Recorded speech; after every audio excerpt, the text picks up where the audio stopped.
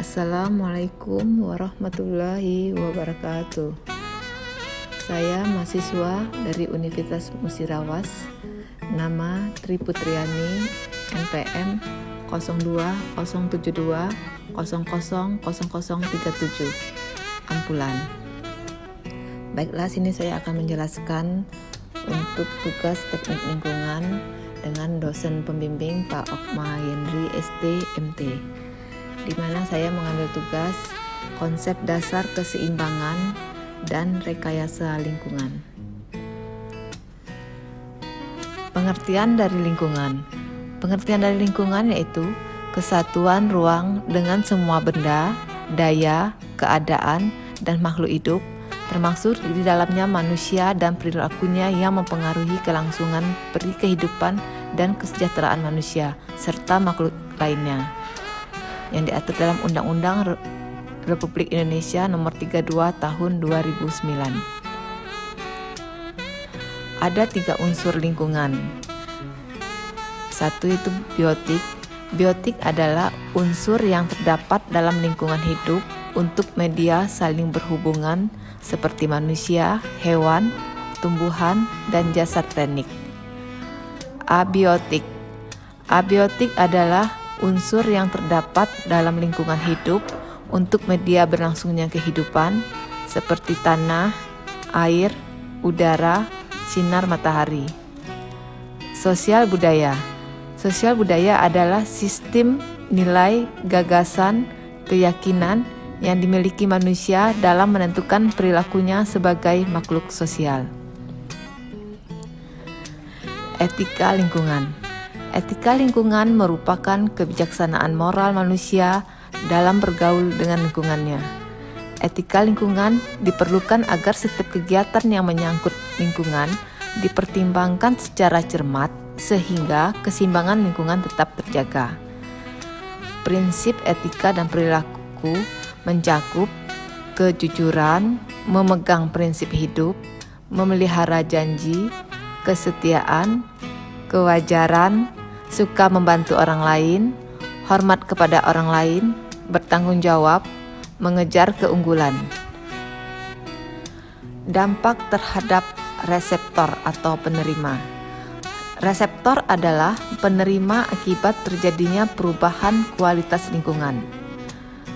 Manusia, dampak pencemaran lingkungan terhadap kesehatan. Tragedi Minamata di Jepang akibat pencemaran logam berat. Adanya korelasi positif yang kuat antara tingginya tingkat pencemaran udara dengan angka kejadian penyakit ispa dan lain-lainnya. Tumbuhan.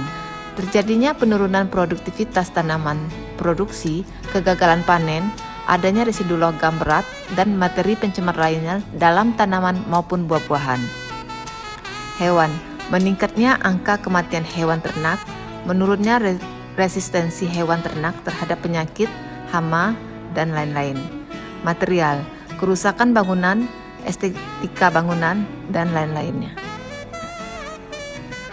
Pengelolaan kualitas lingkungan. Pengelolaan kualitas lingkungan bertujuan untuk mencegah dampak negatif seperti aktivitas manusia terhadap lingkungan, lingkungan terhadap makhluk hidup dan material. Pemanfaatan daya dukung lingkungan dan daya asimilasi lingkungan tanpa mengganggu kesetimbangan yang sudah terjadi. Melibatkan berbagai disiplin ilmu, terutama dalam perumusan aspek-aspek strategis, misalnya perencanaan ruang dan wilayah yang berwawasan lingkungan, penegakan hukum, kriteria, standar lingkungan yang termasuk dalam baku mutu, dan lain-lain. Pencapaian tujuan aspek strategis yaitu aspek teknis. Aspek teknis, upaya pengendalian dampak negatif terhadap lingkungan dengan pendekatan rekayasa atau engineering, desain, konstruksi, dan operasi instalasi pengolahan air, udara, dan limbah padat atau sampah. Pembangunan berkelanjutan adalah pembangunan yang memenuhi kebutuhan masa kini tanpa harus mengurangi kemampuan untuk memenuhi kebutuhan dari generasi yang akan datang atau DLH provinsi. Pemanfaatan lingkungan hidup. Kelestarian lingkungan. Pembangunan berkelanjutan mengandung arti sudah tercapainya keadilan sosial generasi ke generasi. Pembangunan berkelanjutan sebagai pembangunan nasional yang melestarikan fungsi dan kemampuan ekosistem. Adapun ciri-ciri pembangunan berkelanjutan yaitu dilakukan dengan perencanaan yang matang, dengan mengetahui dan memahami kekuatan, kelemahan, peluang, dan ancaman yang dimiliki serta yang akan timbul di kemudian hari. Memperhatikan daya dukung lingkungan sehingga dapat mendukung kesinambungan pembangunan. Meminimalisasi dampak pencemaran dan kerusakan lingkungan. Melibatkan partisipasi warga masyarakat, khususnya masyarakat yang berada di sekitar lokasi pembangunan. Prinsip-prinsip dasar pembangunan berkelanjutan mencakup 1. Pemerataan dan keadilan sosial. 2. Menghargai keanekaragaman atau diversity. 3. Pendekatan integratif. 4. Persepsi jangka panjang.